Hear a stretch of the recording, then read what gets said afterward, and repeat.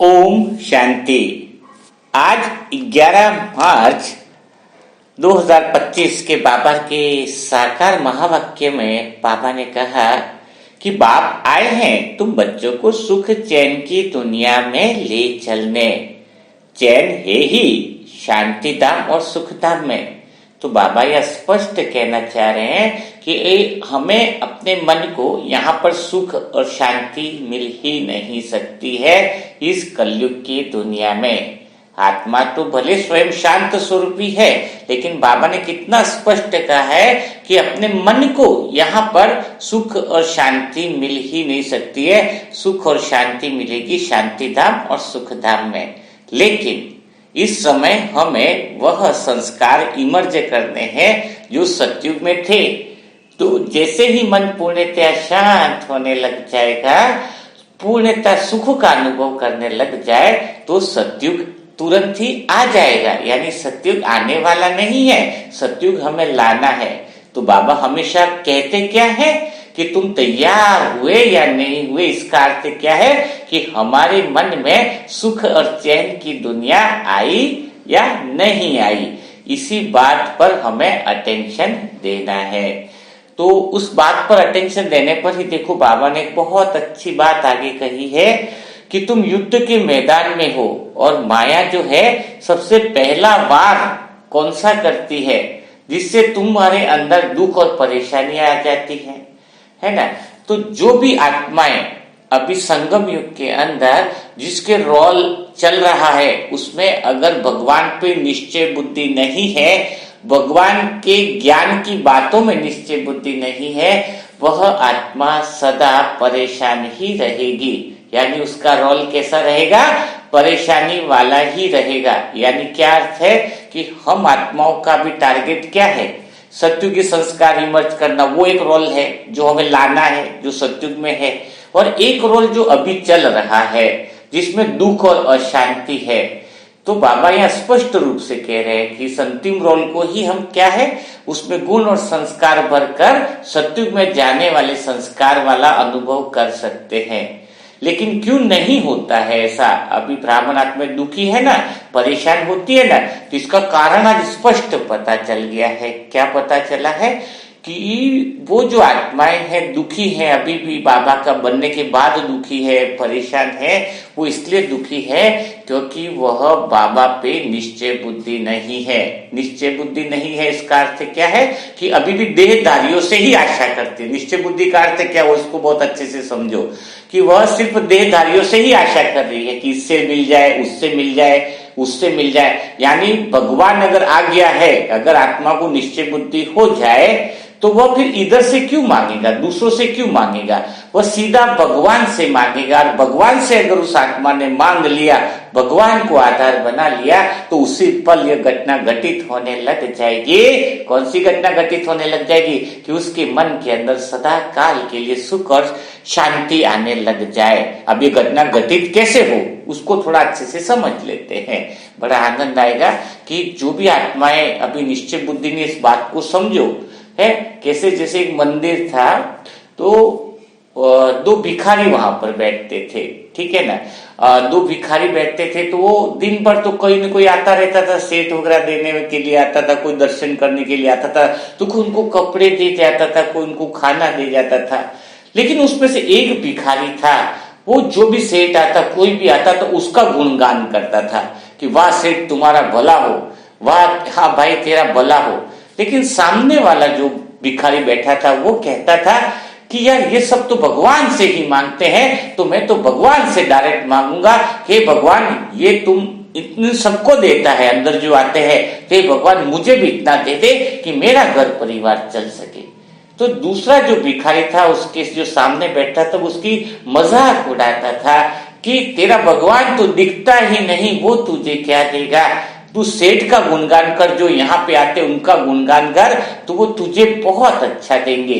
और वास्तव में होता भी ऐसा था कि उस भिखारी को ज्यादा मिलता था, क्योंकि जो लोग आते थे वो जरा खुश हो जाते थे कि हमारा गुणगान कर रहा है, तो मतलब उसको दे देते थे। और उस भिखारी को बहुत कम मिलता था। ऐसे कई समय, कुछ समय निकलता गया, तो राजा वहां आता था, वो देखता रहता था, यार ये तो मेरा गुणगान करता है। तो राजा प्रसन्न हो गया इस भिखारी पे। और जब राजा वापस महल में आया तो सैनिक को बोला कि जा, उसको पूरी एक बड़ी खीर थी काजू बादाम से भरी हुई, उस खीर को बोला कि खीर को तू उस भिखारी को दिया जो मेरा गुणगान करता है। और उस खीर के अंदर 3-4 सोने की अशर्फियां नीचे की तरफ रख दी और सैनिक को बोला कि तू जा देकर गया। तो शाम हो गई थी। तो राजा के मन में ख्याल आया कि वो तो भगवान का ख्याल करता है दूसरा भिखारी, तो उसको जो देना वो भगवान देगा, और वो मेरा गुणगान करता है तो मेरा फर्ज बनता है कि मैं उसको दूं। राजा के मन में ऐसा ख्याल आया। तब होता क्या है कि जब वो वहां पर गया खीर देने के लिए, तो वो खीर ले ली उसने और वो खीर को पीने लगा। लेकिन पूरे दिन से भी बहुत अच्छे से खाना खाया था इसने। तो खीर पीते हुए भी सामने वाले भिखारी को बोला, देख वो राजा ने मेरे लिए ये भिजवाया है, और तुझे तो शायद पूरा दिन से खाली 2 केले ही मिले, तुझे मिला ही क्या है। बहुत चिढ़ाने लग गया। फिर क्या हुआ कि वो खीर आधी ही पी, क्योंकि पूरे दिन से बहुत उसको फल खाने मिल गए थे। तो वो खीर वहीं पर उसको बोला कि देख तुझे तो कुछ मिला नहीं, चल मैं तेरे पे दया करता हूं, तू ये आधी खीर बची है तू खा ले, करके वो निकल गया। तो दूसरे भिखारी ने सोचा शायद भगवान मुझे यह आधी खीर ही देना चाह रहा है, वो जो भी मिलता वो स्वीकार करता है। वो आधी खीर ली और घर पे चला गया। तो उसको पता चला कि इसके अंदर तो अशर्फिया थी। तो दूसरे दिन जब राजा आया तो जिसको खीर दी थी वो फिर भीख ही मांगने लगा। उसको बोला कि तुझे कल खीर मिली थी क्या? तो उसने बोला मुझे खीर बहुत अच्छी मिली और मैंने बहुत अच्छे से पी, और मैंने तो आधी खीर बची वो सामने वाले भिखारी को भी दे दी, क्योंकि मेरा पेट फुल हो गया था। और जब दूसरा भिखारी को देखा तो भिखारी तो गायब हो गया था, हाँ था ही नहीं उस वक्त। तो राजा सारी गणित को समझ गया। तो यानी कहने का अर्थ आप समझो, अगर तुम देहधारियों पे अभी भी भरोसा कर रहे हो, आशा कर रहे हो, इसका मतलब आपका संपूर्ण निश्चय जो भगवान के साथ होना चाहिए वह नहीं है। आप विश्वास करो, मैं अंतर मन से कह रहा हूं, अगर आपका एक बल एक भरोसा है उस परमात्मा पे निश्चय बुद्धि है कि चाहे कैसे भी परिस्थिति आ जाए, चाहे कुछ भी हो जाए, मुझे भगवान से ही लेना है, भगवान से ही मांगना है। भगवान से अगर डायरेक्ट लेते हो तो सुख और चैन की दुनिया आ जाती है, सुख और आनंद की दुनिया आ जाती है।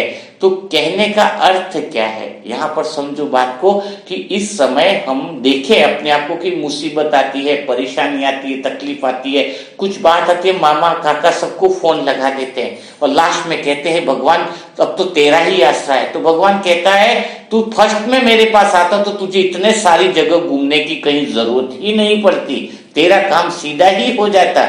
लेकिन हम तो वाया जाते हैं, इधर जाएंगे इधर जाएंगे। तो आज की मुरली में पहली ही लाइन जो प्रश्न उत्तर में दी गई है उस बात से यह समझने को मिल रहा है, यह सीखने को मिल रहा है कि सबसे पहला संकल्प, पहली बात, पहली याद भगवान पे निश्चय बुद्धि से आएगी, भगवान पे विश्वास करने से आएगी, और उसी से हमें भगवान से ही लेना है।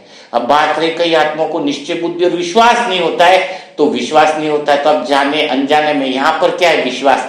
यहाँ पर पहले विश्वास करो तो अनुभव होगा। दुनिया में क्या होता है, पहले चीज को इस्तेमाल करो फिर विश्वास करो, इधर अलग है। पहले विश्वास करो फिर तुम्हें पता चलेगा कि परमात्मा कौन है। आध्यात्म की दुनिया में ऐसा ही होता है। और विश्वास क्यों नहीं होता है, तुम तो जाने अनजाने में हर जगह विश्वास करते हो। किसी बस में बैठते हो तो कभी पूछते हो कि गाड़ी का टायर ठीक है कि नहीं, हवा भरी है कि नहीं भरी। बस एक विश्वास होता है कि पूरी जिंदगी तुम दाव पे लगा देते हो, जाने अनजाने में हर बात पे भरोसा करते हो। लेकिन भगवान पे विश्वास आधा अधूरा काम नहीं आएगा, विश्वास होना चाहिए तो पूरा होना चाहिए। सर्कस में देखा है ना कि वो रस्सी पे एक इधर से लड़की छोड़ देती है ना ट्यूबलाइट, और वो सामने वाला लड़का उसको वहां से पकड़ लेता है। अगर लड़की के मन में 1% भी डाउट हो जाए कि मैं यहां से छोड़ूंगी तो वो लड़का मुझे पकड़ेगा या नहीं पकड़ेगा, तो लड़की भी गिर जाएगी, लड़का भी गिर जाएगा। तो आपकी नैया कितनी भी हिल जाए डूल जाए, लेकिन 100% है कि परमात्मा आपकी नैया को डूबने नहीं देगा। इसको कहते हैं विश्वास की परिभाषा। यानी अगर भगवान कह दे कि तीसरी मंजिल से कूदना है तो इतना विश्वास होना जाना चाहिए कि मुझे भगवान ने कहा है कूदने के लिए, इसका मतलब नीचे भगवान ने गद्दे बिछा रखे होंगे, ऐसा विश्वास ब्रह्मा बाबा के अंदर था। ब्रह्मा बाबा ने कभी भी भगवान की बातों में मोल भाव नहीं किया कि ऐसा करूंगा तो क्या होगा मेरा, वैसा करूंगा तो क्या होगा। बस आंख बंद करके परमात्मा ने कहा है तो बस मुझे एक ही राह दिखती है कि मुझे भगवान की राह दिखती है। जो भगवान कहता है उस पर जो कुर्बान हो जाता है वो समझ लेना पूरी दुनिया उसकी तरफ कुर्बान हो जाती है। आपका मुंह अगर भगवान की तरफ है तो दुनिया का मुंह आपकी तरफ हो जाएगा, और आपका मुंह अगर दुनिया की तरफ है तो भगवान का मुंह किधर और हो जाएगा। इसलिए कहते हैं कि घोड़ा जब दौड़ता है रेस के अंदर तो घोड़े के दोनों तरफ है ना उसकी पट्टी बांध ली जाती है। क्यों? क्योंकि वो ना तो लेफ्ट में देख सके ना राइट में देख सके, उसकी नजर सीधी सामने ही रहे। तो यह है परमात्मा कहते हैं ना रेस है, श्रेष्ठ पद पाने की रेस है। तो जो आत्मा सीधा श्रीमत पर उसकी नजर रहती है, दाया बाया नहीं रहती है, वह आत्मा सुख चैन की दुनिया में जाने के लिए लायक बन जाती है। वह आत्माएं श्रेष्ठ पद पाने के लिए लायक बन जाती है। तो दूसरी बात बाबा जो बहुत अच्छे से कह रहे हैं कि तुम्हें सदैव, दूसरे पेज में बोला है वो लाइन कि बाबा क्या कह रहे हैं, जो मेन बात है कि बाबा कह रहे हैं कि तुम्हें कुछ भी हो जाए लेकिन तुम्हें सिवाय ज्ञान रत्न के और कोई बात करनी नहीं है। इन रत्नों की कोई जो वैल्यू नहीं करते हैं, यानी ज्ञान रत्न जो है उसको ही निकालना है, व्यर्थ बातों को नहीं निकालना है। और ज्ञान रत्न कौन निकालेगा? जो इसकी वैल्यू को समझता है। तो अभी तक तो इतने साल से आप सुन रहे हो कि ज्ञान रत्न करना है, ज्ञान रत्न निकालना है, लेकिन निकल क्यों नहीं रहे? क्यों नहीं निकल रहे? इतने साल से आप समझ रहे हो, जानते हो ज्ञान रत्न निकालना है, तो ठीक है, आज के बाद आपके मुख से ज्ञान रत्न ही निकलेंगे, इसके अलावा कुछ निकलेगा ही नहीं। इस बात की गारंटी है। अगर इस बात को आप समझ जाओ सही तरीके से कि बाबा क्या कहना चाह रहा है, तो ज्ञान रत्न का अर्थ क्या हुआ कि आप प्रकृति के मालिक हो, बड़े होशियार हो ना बाबा के बच्चे, तो ये बात तो जानते ही होंगे कि आप प्रकृति के कौन हो। आत्मा प्रकृति की मालिक है, प्रकृति उसके अधीन है।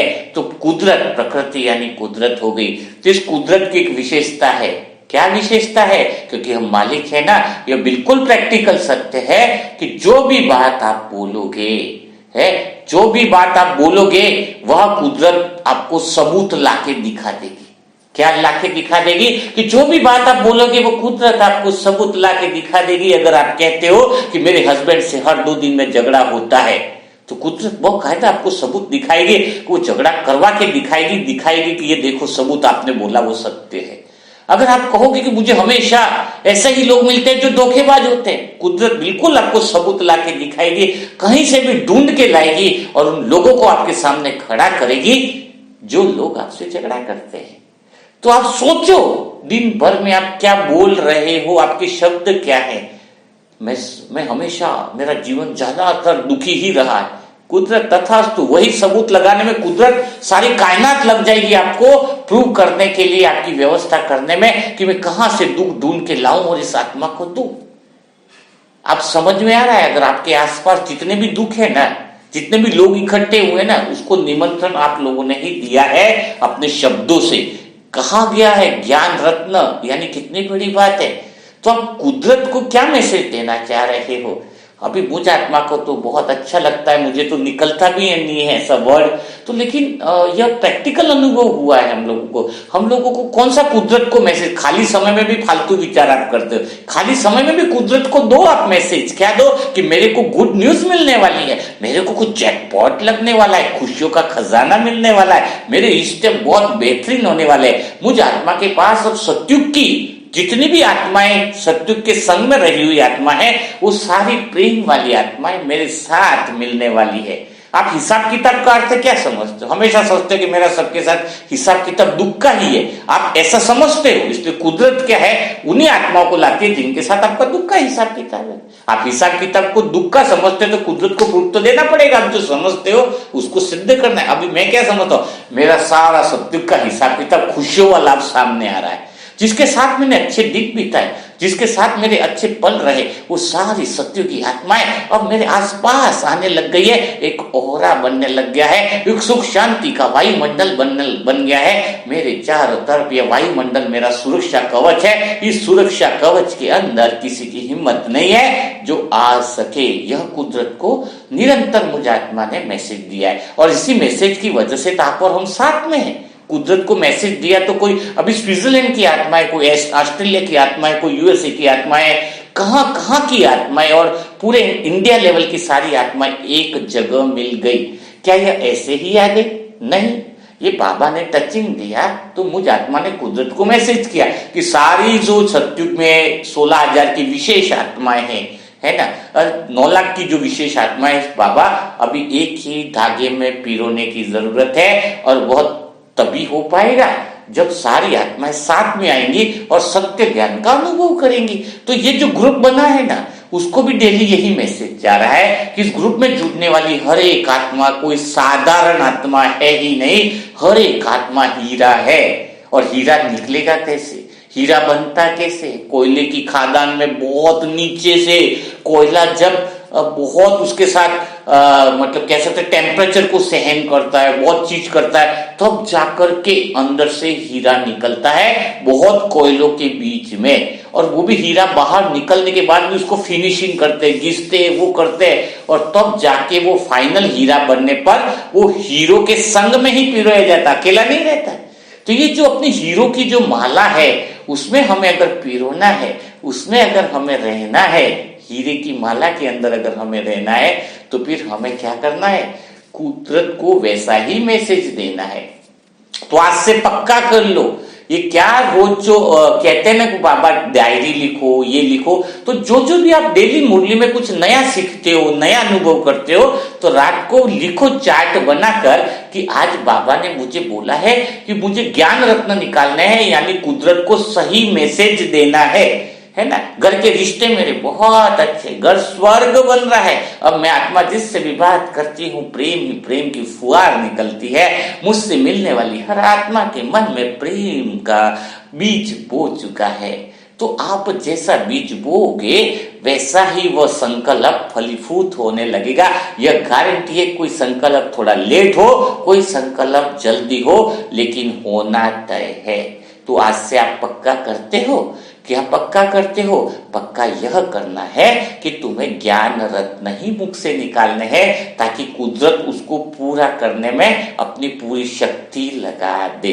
तो कितना आसान है, बहुत आसान है। अगर कोई आत्मा बाबा की श्रीमत अनुसार उस विधि को, हर एक बात को गहराई से समझकर लाइफ में अपना लेना, तो कोई परेशानी है ही नहीं। ऐसा लगता है कि अभी स्वर्ग है, इसी समय स्वर्ग है। तो इस बात को अनुभव करना है। फिर बाबा ने आज कहा कि नष्टो मोहा, ये बहुत गहरी बात बाबा ने आज कही है कि नष्टो मोहा बन बाप को याद करना है। कुटुंब परिवार में रहते विश्व का मालिक बनने के लिए मेहनत करनी है। अवगुणों को छोड़ते जाना है। अवगुण कौन सा है? सबसे बड़ा अवगुण है छोड़ते जाना। मतलब क्या है कि जो भी संगम युग के अंदर हमारा अंतिम रोल चल रहा है, उसमें बाबा ने कितना स्पष्ट बोला है कि तुम्हें नष्टो मोहा बनना है और अवगुण अपने अंदर के छोड़ देने हैं।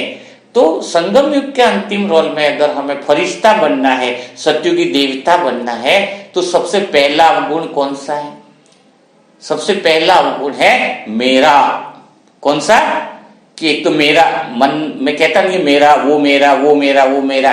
तो बाबा क्या कहते हैं मेरा के लिए? मेरा के लिए क्या कहते हैं कि मैं और मेरेपन को छोड़ो। लेकिन आज तक मेरापन छूटा है क्या कभी? इतना साल हो गया, नहीं छूट पाया ना। क्योंकि मेरापन क्यों नहीं छूटा? मेरापन के अंदर जानवर के संस्कार है। जब हम बोलते हैं ना कि मेरा है, तो अपने अंदर सत्युगी देवता के संस्कार पूरे खत्म हो जाते हैं। एक मेरे के शब्द में सत्युगी सारे संस्कार जो हैं वो खत्म हो जाते हैं। कैसे हो जाते हैं? थोड़ा प्रैक्टिकल उदाहरण दूंगा, इसको दिल पे मत लेना। जो मेरा कहता ना, मेरा बिल्डिंग, मेरा इलाका, मेरा घर, मेरा प्रॉपर्टी, यही चलता। मेरे में आगे क्या आता? मेरा घर है उधर, अच्छा उधर तो मेरा इलाका। तो देखो जानवर के गुण जो है ना, उसकी तुलना परमात्मा ने मेरे शब्द से की है। मेरा। जैसे आपको उदाहरण दो, आपने कभी भी कुत्ते को देखा? कुत्ते के अंदर एक शक्ति होती है, पावर होती है। कौन सी पावर होती है? वो सूंघने की ताकत उसमें बहुत ज्यादा है। कोई चीज को सूंघ लेना तो पता लगा देता है कि किस व्यक्ति के, चाहे वो कितना भी दूर हो, उस तक पहुंच जाता है। पर आपने कभी इस बात को गौर किया कि कुत्ता हमेशा अलग अलग जगह पे पेशाब करता है? दीवार पे पेशाब कर लेगा, फिर दूसरी जगह जाएगा तो थोड़ा वहां पे कर लेता है। वो पता है अलग अलग जगह क्यों करता है? क्योंकि कुत्ते को ये बताना होता है जहां पेशाब करता है वो मेरा घर है, मेरा इलाका है। क्यों? क्योंकि जब भी दूसरा कुत्ता आएगा तो उसको सुगंध से पता चल जाएगा कि यहां पर कोई और कुत्ता रहता है और उसका राज चलता है। तो कुत्ता क्या करता है? हर जगह अलग अलग बाथरूम करता है, पेशाब करता है, ये बताने के लिए कि मेरा इलाका है। किसका? मेरा इलाका है। तो हम जानवर थोड़ी हैं। जो व्यक्ति कहता मेरा घर है, मेरा इलाका है, तो समझ लेना कि आप अंदर क्या चीज हो।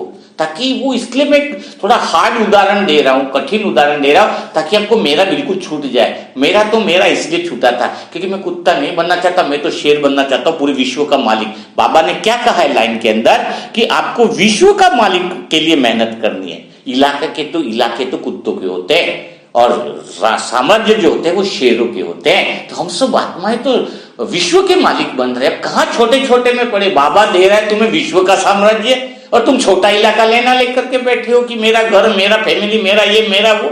इतनी छोटी सोच कैसे हो सकती है अपनी? अपन उस शांति के सागर के बाप के बच्चे हैं जो हमें विश्व महाराजन बना रहा है, और विश्व महाराजन हम थे और वही चीज हमें स्मृति में आ गई है। तो अब मेरा इलाका, मेरा घर, मेरा ये, मेरा कैसे होगा? मेरा यानी समझ लेना वो मेरा किसका होता है। मेरा जैसे शब्द बोलते हो तो समझ लेना कि क्या कहना चाहते हैं। तो आज के बाद मेरे हिसाब से मेरा आपका छूट जाए, इसलिए थोड़ा सा हार्ड उदाहरण आपको दिए ताकि आपके अंदर चेंज आ जाए, ताकि आपके अंदर परिवर्तन आने लग जाए। ठीक है। दूसरी बात बाबा ने कहा कि अवगुणों को छोड़ना है। दूसरा भी अवगुण है ना, बहुत ज्यादा अवगुण है। तो सबसे बड़ा अवगुण है जो अभी रोल चल रहा है आपका, जो रोल परेशानियों का जो रोल चल रहा है ना, तो दो रोल है ना, उसी रोल को अपने को किस में ट्रांसफर करना है?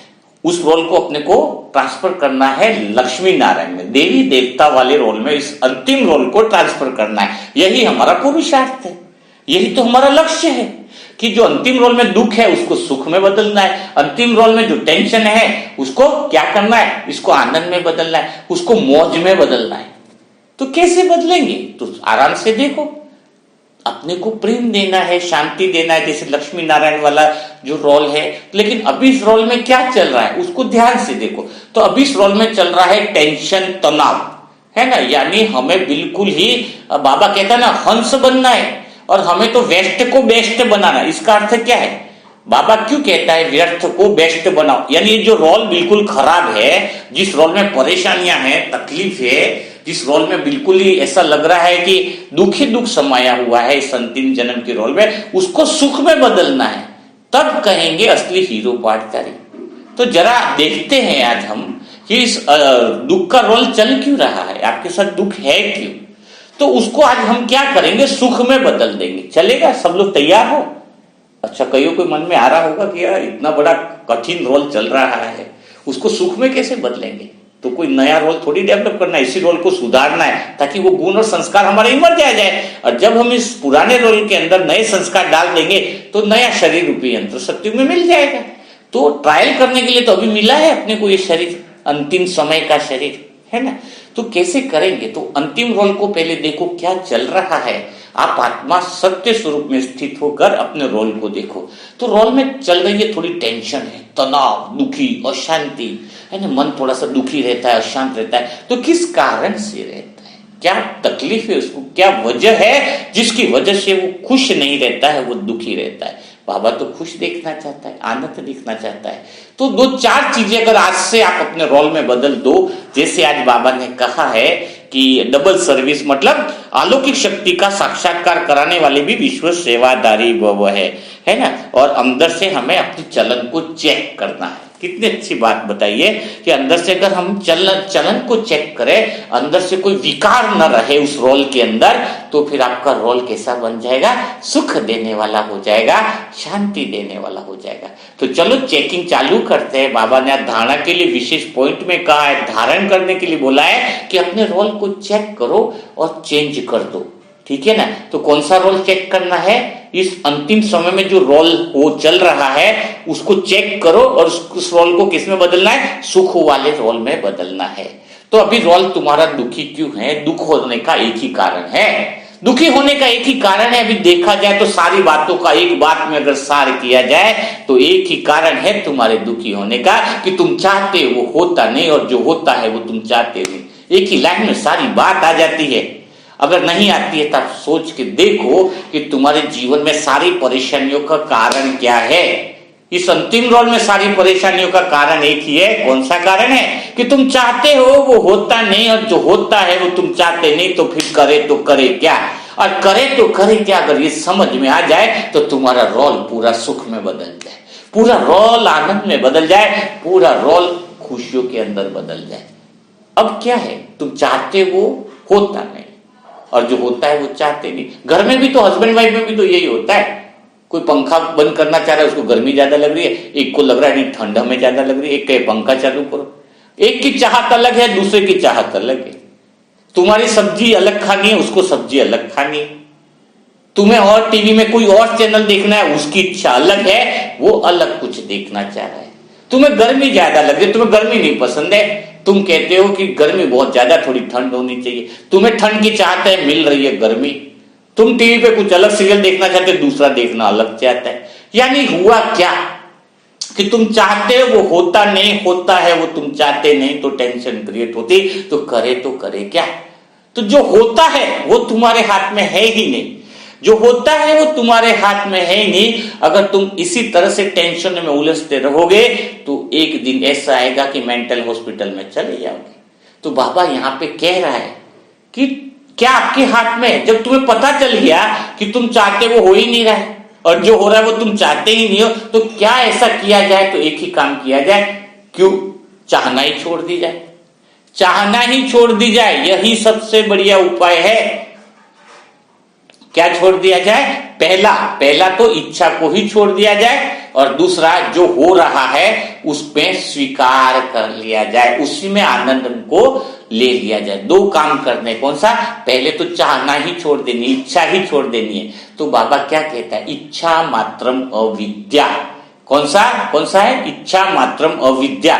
यानी आप ही बोलोगे, यानी अभी रोल चल रहा है, इसमें कुछ इच्छा ही नहीं करे तो फिर जिएंगे कैसे? तो यहां पर एक इच्छा करनी है। कौन सी इच्छा करनी है? जो सभी इच्छाओं से पार हो और ऐसी इच्छा हो जो होनी तय हो। बाबा क्या कह रहे हैं? फिर कौन सी ऐसी इच्छा करें जिस इच्छा का पूरे होने की गारंटी है ना? तो वो कौन सी इच्छा? वो एक ही इच्छा है कि मैं सबको प्रेम दूं। ये मेरे हाथ में है। सामने वाला गुस्सा करे तो भी मैं उसको प्रेम दूं। मैं हर एक को प्रेम दे सकता हूं और यह मेरे हाथ में है। यह नहीं हो सकता, ऐसा हो ही नहीं सकता। ये मेरी जो इच्छा है वो ऊंची इच्छा है। सतयुग से लगा के अभी तक इसलिए सुखी थे क्योंकि आप जो चाहते थे वही होता गया है। यानी आप सतयुग से त्रेता युग में सब कुछ देने का ही काम किया। कभी प्रेम दिया, शांति दिया, आनंद दिया, तो सुख दिया, है ना? तो अपनी आत्मा के जो गुण है, आत्मा में जो प्रेम है ना, अगर वो प्रेम न दे तो उदासी छा जाती है, यानी उदासी के अनुभव आने लगते हैं। तो इसका अर्थ यही है कि हमारी इच्छा जो है वो सबसे ऊंची हो जाए, शुभ इच्छा में बदल जाए। कौन सी इच्छा में बदल जाए? कि इच्छाएं तो अभी भी है, इच्छाएं रखनी नहीं ऐसा तो बोला ही नहीं। इच्छा मात्रम अविद्या का अर्थ है कि जो लौकिक इच्छा है ऐसा चाहूं वैसा करूं, वो तो वैसे भी नहीं हो रहा है। तो अभी एक इच्छा तुम्हें कौन सी करनी है? कि तुम्हारी इच्छा है कि मैं सबको प्रेम दूं, मैं सबको शांति दूं। तो अगर अभी ये बात जिसको समझ में आ जाए कि वैसे भी मैं इच्छा करता हूं उससे कुछ मिलता नहीं है, वो पूरी तो वैसे भी नहीं होती और उल्टा डिप्रेशन और आ जाता है, इससे मैं अब वह इच्छा करो जिसमें सारी इच्छाओं का समावेश है। बाकी जो जब जब पूरा होना है, जो तुम्हारी जरूरत है, ये कुदरत स्वतः ही देती जाएगी। आपको सोचने की जरूरत नहीं है। जिस दिन आपने सोच लिया यानी आपने इच्छा क्रिएट कर ली, उसका नहीं होना उल्टा हो जाता है। आप प्रेम करने की इच्छा कर लो ना। कौन सी इच्छा? आप शांति देने की इच्छा कर लो, आप आनंद देने की इच्छा कर लो, फिर देखो आपके जीवन में कितना बड़ा परिवर्तन आता है, कितना बड़ा आनंद आता है। सिर्फ एक ही भाव रहे, देने का भाव। ये दोनों रोल में एक ही फर्क है। 2500 साल तक हमारे अंदर देने का भाव था। सुख दो, शांति दो, आनंद दो, प्रेम दो। है मन मंत्री था, बुद्धि वजीर था, संस्कार रूपी सेना थी। तीनों ने मिलकर देने का ही काम किया है। मन मंत्री बहुत अच्छा चलता था सतयुग में, है बुद्धि वजीर था, अच्छा रोल निभाया। संस्कार यानी कौन सी संस्कार थे? पवित्रता की सेना। संस्कार रूपी सेना का अर्थ क्या था कि पवित्रता के संस्कार थे। इतना बढ़िया रोल चल रहा था, दे धनाधन देने का ही काम चल रहा था, बड़ा आनंद था। लेकिन 2500 साल बाद क्या हुआ? आत्मा बिल्कुल रिलैक्स हो गई। अब तो चल रहा है, नीचे वाले काम कर रहे हैं, बहुत अच्छा रोल चल रहा है सुख देने का। आत्मा रिलैक्स क्या हुई? इधर से उल्टा हो गया, मन मालिक बन गया। मंत्री जा तो उसको लगा मैं ही कर रहा हूं, तो अब रोल डायरेक्टर की जरूरत नहीं है। वो डायरेक्टर क्या मुझे डायरेक्ट करेगा, मैं रोल अपना खुद ही निभाऊंगा। मालिकपन का छोड़ दिया आत्मा को, अब वो खुद ही रोल निभाने का। इतनी देर तक डायरेक्शन में रोल चल रहा था सतयुग त्रेता में, आत्मा मालिक बन के डायरेक्शन दे रही थी कि सुख दो, शांति दो। है मन मंत्री भी वैसा काम कर रहा था, बुद्धि वजीर भी ऐसा ही काम कर रही थी। रोल बहुत परफेक्ट चल रहा था ड्रामा का। और संस्कार में इतनी पवित्रता की सेना थी, उस रोल के अंदर इतनी पवित्रता की सेना थी कि बड़ा आनंद ही आनंद था। लेकिन 2500 साल बाद जब आत्मा सो गई, मीन्स डिटैच हो गई है, और मन ही समझने लग गया कि अब तो डायरेक्टर की जरूरत नहीं है, तो उल्टा क्या हो गया? मन ही मालिक बन गया। तो दुनिया से वह लेने लग गया, क्योंकि मन भूल गया कि यहां से शांति शक्ति डायरेक्शन ही लेना भूल गया। उसको लग रहा मैं बाहर से ही शांति ले लूंगा, मैं बाहर से ही आनंद ले लूंगा। और हुआ क्या? 2500 साल तक पूरा कचरा हो गया। तो वापिस स्मृति आई है हमें। क्या स्मृति आई है? कि हे मन रूपी मंत्री, तेने 2500 साल तक बहुत सुख लिए थे मैंने जो डायरेक्शन दिया था उसके हिसाब से चलने से पूरी दुनिया में बहुत खुशियां ली थी। तो हे बुद्धि रूपी वजीर, तू भी समझ जा। और हे संस्कार रूपी सेना, यानी पवित्रता की संस्कार रूपी सेना को इमर्ज कर दो, तो तुम्हारा रोल बहुत बढ़िया होने से कोई रोक नहीं सकता। सत्य की कितनी अच्छी स्मृति अपने को जो है वो याद आ जाती है। बाबा कहते ना, स्वराज्य अधिकारी तुम मालिक हो मन बुद्धि संस्कार के। इस मालिकपन का अर्थ क्या हुआ? इस मालिकपन का अर्थ यही हुआ कि हम अपने मन रूपी मंत्री को स्मृति दिला दे कि तेरा रोल क्या था, कि मेरी शांति सुख आनंद जो था वो देने का काम था, तेरा यही रोल था। इसमें तू भी मजे में था, बुद्धि भी मजे में थी, संस्कार भी मजे में थे, और ये रोल भी बहुत बड़ा मजेदार था। इतना आसान ज्ञान है अगर देखा जाए, है ना, तो कितना अच्छा है। अब तुम खाली चेक क्या करना है तुम्हें कि मेरे संस्कार में क्या पवित्रता रूपी सेना है या नहीं। मन में यह चेक करना है कि इच्छाएं जो हैं वो शुभ इच्छा है कि नहीं। शुभ इच्छा कौन सी बोली मैंने? दुनियावी इच्छाएं अगर मन में है तो देहभान में आ जाओगे। और अगर परमात्म इच्छा है कि सुख देने की इच्छा है, शांति देने की इच्छा है, देने की भावना, अगर लेना है आपको कुछ, तो आपको स्टोरी बताए कि भगवान से लो। किससे लेना है? परमात्मा से। देहधारियों से कुछ भी सूक्ष्म इच्छा करे तो देहभान में फंस जाओगे। कितनी क्लियर बात है। फिर बाबा ने कहा कि मोह को खत्म करो। अब मोह और प्रेम में अंतर क्या है थोड़ा सा समझना होगा। प्रेम और मोह एक ही अंतर है, एक ही चीज है। प्रेम में क्या होता है? प्रेम जब किसी इंसान से, किसी से भी तुम्हें अगर प्रेम है और किसी कारणवश अगर तुम्हें प्रेम है तो वह मोह है। और जब तुम किसी में कारण ढूंढते रह जाओ लेकिन कारण न मिले कि वो मुझे प्रेम क्यों कर रहा है, तो समझ लेना वो तुम प्रेम को समझ गए, कोई कंडीशन नहीं है। यानी मोह वाला प्रेम कैसा होता है? देह वाला जो रोल अभी चल रहा है उसमें प्रेम क्या है उसको समझो। वो प्रेम नहीं है, वो मोह है जिसमें स्वार्थ और कामना है। क्या है? अभी जो देहभान वाला प्रेम है वो प्रेम किसको करता है? पहले लिस्ट बनाता है, मेरे स्वार्थ किस किस व्यक्ति से पूरे हो रहे हैं, वो उसी को प्रेम करेगा। आप देख लो एक इंसान किस किस को प्रेम करता है, वो उसी को प्रेम करता है जहां पे उसके स्वार्थ क्या हो रहे हैं, जहां पे उसके स्वार्थ पूरे हो रहे हैं उसी से वो प्रेम करता है। दूसरा देहभान वाला किससे प्रेम करता है? वो प्रेम करता है शर्तों पर। क्या करता है? हर बात में शर्त लगाता है। क्या शर्त लगाता है? कि कोई काम बताएगा बकायदा, तूने अगर मेरा काम किया नहीं किया तो बोलेगा इसको मेरे से प्रेम ही नहीं है। व्हाट्सएप पे जवाब नहीं दिया तो बोलेगा उसको मेरे से प्रेम ही नहीं है, बार बार सबूत मांगेगा। कलयुगी जो प्रेम है वो कैसा प्रेम है, बार बार सबूत मांगेगा। वो प्रेम नहीं है, वो मोह है। तभी तो वो सबूत मांगने में क्या होता है कि जिस स्त्री को प्रेम करता है, जिस लड़की से उसको प्रेम होता है, एक सेकंड में वह प्रेम घृणा में बदल जाता है। जिससे प्रेम करता है उसको मारने के लिए तैयार हो जाता है। कभी प्रेम मारने के लिए तैयार, जिस प्रेम में घृणा हो वो प्रेम प्रेम हो ही नहीं सकता है। तुम मुझे प्यार करो तो मैं तुझे प्यार करूं, प्यार नहीं, वो तो व्यापार है। हाँ, ये सब झूठा और काल्पनिक प्रेम है जिसमें धोखा ही धोखा है। प्रेम कंडीशन मांगता है। देहभान वाला प्रेम, देहभान वाला प्रेम हमेशा इच्छा रखता है कि उससे मुझे ये मिले, उससे मुझे यह मिले। तभी तो आजकल का प्रेम क्या है, सब कुछ झूठा है और वह प्रेम ही सारा झगड़े का कारण बन गया है। क्योंकि प्रेम की मूल भाषा को तो समझ ही नहीं पाए।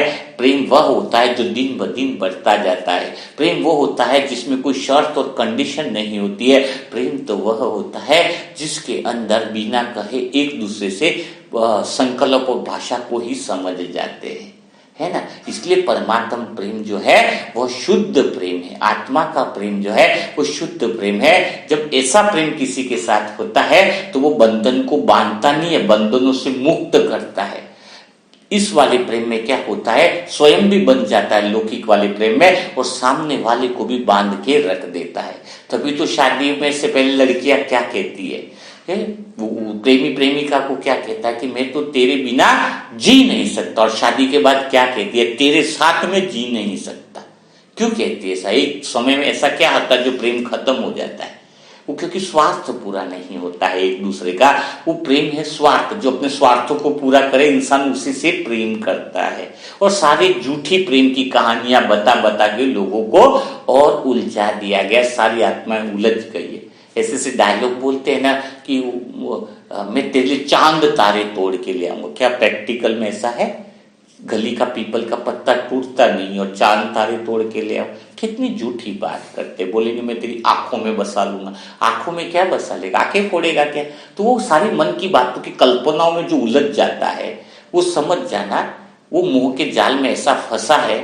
और मोह वाला व्यक्ति कभी जंजाल से निकलता नहीं, दो थप्पड़ खाएगा लेकिन वहीं जाके घुसेगा। तो ऐसे व्यक्ति जो होते हैं, बाबा कहता है मोह और प्रेम की पहचान करो। मोह का बंधन इतना खतरनाक होता है कि वह चिपक जाता है। कैसे चिपक जाता है? उदाहरण के माध्यम से समझ लेते हैं। जैसे आप कोई जूस पी रहे हो, जूस को स्ट्रॉ से पी रहे हो, ठीक है, स्ट्रॉ से जूस आपके पास आ रहा है। अब वो स्ट्रॉ आपकी होठों में बाई चांस चिपक जाए तो आपके लिए वो सजा बन जाएगा कि नहीं बन जाएगा? जूस तो पी रहे हो लेकिन होठों से वो स्ट्रॉ चिपक के अलग होने का नाम ही नहीं ले रही है। तो वैसा ही है प्रेम कि शरीर होगी स्ट्रॉ, जिसके द्वारा हम कर्मेंद्रियों से शुद्ध प्रेम और स्नेह की अभिव्यक्ति करते हैं। लेकिन जब ये शरीर आत्मा से चिपक जाए, वही स्वरूप बन जाए, तो फिर वो फांसी का फंदा बन जाता है। ये शरीर खाली स्ट्रॉ है, बाहर की कर्मेंद्रियों को वो अनुभव करने के लिए माध्यम है, निमित्त मात्र। इसको चिपका नहीं देना है। तो इस बात को बहुत अच्छे से समझना है। और जिसको परमात्म प्रेम अनुभव हो जाए, वो हमेशा झुका हुआ रहता है, अहंकार नहीं रहेगा उसके अंदर। प्रेम हमेशा झुकना जानता है, प्रेम हमेशा मर मिटना जानता है। कौन सा मर मिटना? मतलब प्रेम देने पर भी वो खुश होता है। उसका नेचुरल स्वभाव है ना आत्मा का, उसको प्रेम देना ही बड़ा आनंद में आता है। जब तक वो आत्मा प्रेम बांटे नहीं, उसको मजा नहीं आता है। तो प्रेम का अर्थ है दूसरे को बिना कारण से ही प्रेम देना, कोई शर्त नहीं रहे, उसको कहेंगे प्रेम स्वरूप आत्मा। तो आज शायद आप लोगों को काफी सारे कंसेप्ट क्लियर हो गए होंगे, उसको आपको समझना है। लेकिन जैसे बाबा ने कहा है कि तुम्हें अवगुणों को निकालना है, तो आज पूरा दिन एक काम और अटेंशन देना है। क्या अटेंशन देना है? कि आपको क्या करना है? मुस्कुराते रहना है। अच्छा, मुस्कुराते रहना, देवताओं को बोलते हैं कि हमेशा वो प्रसन्न चित्त रहते हैं। आज एक थोड़ा सा टास्क दे दिया है, तो मुस्कुराते कौन है? तो थोड़ा अपने आप से पूछो कि आप जब खुश रहते हो तो मुस्कुराते हो, या मुस्कुराते हो तो खुशी आती है? जब आपके पास खुशी आती है तो मुस्कुराते हो, या मुस्कुराते हो तो खुशी आती है? इस बात को आपको समझना है। तो आप कहोगे कि नहीं, हमारे खुशी कब, जब खुशी आती है तो हम मुस्कुराते हैं। तो यह कंसेप्ट को थोड़ा सा कुदरत के लिए अलग समझ लो कि जब खुशी आएगी तो मुस्कुराते हैं, उसको अलग समझ कि अगर आप मुस्कुराते रहोगे ना पूरा दिन तो खुशियां ऑटोमेटिक आएंगी। इस बात को पक्का समझ लीजिए। तो इंतजार मत करो। क्या इंतजार मत करो कि खुशी आएंगी तो मुस्कुराऊंगा? नहीं, मैं मुस्कुराऊंगा तो सारी कायनात मुझे खुशियां देने के लिए तैयार होंगी। तो पूरा दिन हैप्पी चेहरा आपका होना चाहिए। और मुस्कुराने का अर्थ है कि भगवान कहता है कि तू जो भी कर वो हंस हंस के कर, यानी परमात्मा की जो भी श्रीमत है तू पालना कर रहा है, मजबूरी में मत कर, मोहब्बत में कर, रो रो के मत कर, हंस हंस के कर। और हंस हंस के करने के लिए हंस बुद्धि की आवश्यकता होती है। तो इसको बहुत ध्यान रखना। दूसरी बात, माया कितनी भी डराए, आज बोला ना माया युद्ध का मैदान है, तो सैनिक तो पूरी तैयारी के साथ जाता है ना युद्ध के मैदान में। ऐसा तो नहीं कि शस्त्र छोड़ देता, ये छोड़ देता, आधा लड़ूंगा आधा, ऐसा तो नहीं ना, पूरी तैयारी के साथ जाता है। तो हम युद्ध के मैदान में है ना, तो हमें भी पूरी तैयारी के साथ तैयार रहना है, डरना नहीं है। अच्छा बताओ, तुम भागते हो तो डर लगता है या डरते हो तब तुम भागते हो? डरते हो तब तुम भागते हो या भागते हो तब तुम्हें डर लगता है? पूछो, ऐसे सवाल पूछने से समझ में आता है। अच्छा देखो, जैसे रात को आप 2 बजे निकल रहे हो, 2 बजे गली में कुत्ता आ गया तो दौड़ रहे हो आप। अब तो दौड़ रहे तो आपको क्या लग रहा है? डर लग रहा है ना? तो आप भाग रहे तो तुम्हें डर लगने लग गया। अगर आप वहीं पर रुक जाते हो तो कुत्ता भी वहीं पर रुक जाता है। तो एक्चुअली में तुम जब समस्या से भागोगे तो तुम्हें डर लगेगा। अगर तुम वहीं पर खड़े हो जाओगे तो समस्या कठपुतलियां लगेंगी, कोई भी विकार तुम्हें कठपुतलियां लगेगा। तो आज के लेसन में मूल्य से इस बात को तुम समझो, ये अवगुण जो है अपना कि भागते रहना, भागते रहना, भागते रहना, तो तुम डरोगे, है ना? तो तुम स्थिर हो जाना, एक जगह खड़े हो जाना है। परमात्मा की सुख और शांति की किरणें तुम्हें क्या करनी है? तुम्हें सब जगह फैलानी है। तो जो भी नई आत्माएं जुड़े हैं वो व्हाट्सएप नंबर आप ले सकते हो। व्हाट्सएप में आपको 300 वीडियो भी अवेलेबल है अलग अलग समस्या के। तो उसमें खाली लिखना होता है कि मुझे तनाव है तो मैं क्या करूं, तो उसी का वीडियो आपको मिल जाएगा। कोई बोलेगा कि मैं कर्जे में बहुत परेशान हूं, कर्जे से कैसे निकलूं। कोई आत्मा बोलेगा कि मेरे दुखों से मैं बाहर नहीं निकल पा रही हूँ, आत्मा डिप्रेशन में हो। तो उस तरह के अलग अलग वीडियो जो इस चैनल के अलावा बने हुए हैं वो आपको व्हाट्सएप पे मिल जाएंगे। तो व्हाट्सएप का नंबर आप नोट कर लीजिए 7202292169। या जो व्हाट्सएप नंबर है उस पर आप ओम शांति लिख करके आप भेज सकते हैं। तो काफी सारी चीजें, और उसमें हाँ, लेकिन आप एक बात और ध्यान रखना, कोई ओम शांति लिख दे तो उसको अमृत वेला के सेशन में हम लाइव में ज्वाइन नहीं करेंगे। पहले उसका लाइव टेस्ट होगा कि वो आत्मा को कितना समझा है, आत्मा की बातों को कितना समझा है, तो उसी को ही हम आगे कमेंट्री और योग वगैरह में हम शामिल करेंगे ताकि पता चल सके कि उसकी अवस्था कैसी है। अगर नहीं बनी है तो उसको ऐसी चीजें सिखाई जाएंगी कि वह उन चीजों को क्लियर कर सके। तो कल फिर मुलाकात होगी नई बातों के साथ, नई सेशन के साथ। तब तक के लिए सभी को ओम शांति, ओम शांति, ओम शांति।